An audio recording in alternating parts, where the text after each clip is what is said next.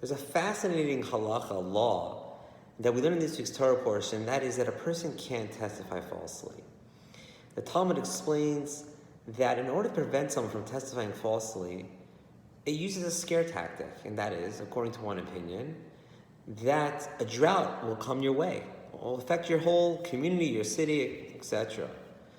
But then the Talmud says, that's not enough to scare someone. What's going to happen is, according to another opinion, is that a plague is going to strike you, your family, and your community.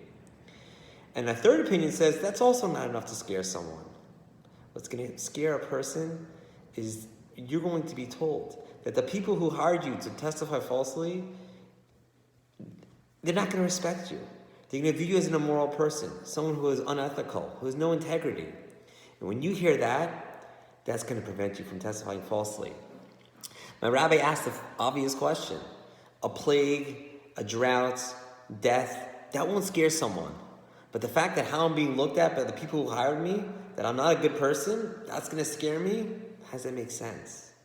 Explained my rabbi that a person cares so much about himself, self-preservation. How am I being viewed? Am I a good person? Am I not a good person?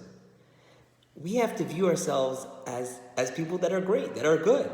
The more we build that up, the easier it is to deal with situations when we're faced with something not kosher. That's not something I should do. As opposed to, if we don't view ourselves as great, someone who is lowly, then maybe you're right. So I'll do this wrong, I'll do that wrong. I'm not someone of anything. So perhaps this is a good strategy as we're going through the traffic of life, as we say, that I'm great, I'm special, I'm someone of integrity.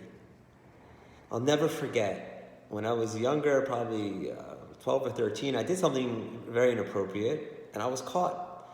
And a rabbi of mine who caught me came over to me and he said, I want to talk to you. And I was ready for him to scream at me, to really lash out. But I remember very vividly, the rabbi said as follows, Shalom, what you did was very unbecoming of your stature. And that's it. That's all he said. And, I've done since then, many things I shouldn't have done. But that line of what he said to me, I don't think I ever did that particular thing again, that wrong thing. And that made an impression, that made a difference. I want to wish you a Shabbat Shalom and a wonderful week.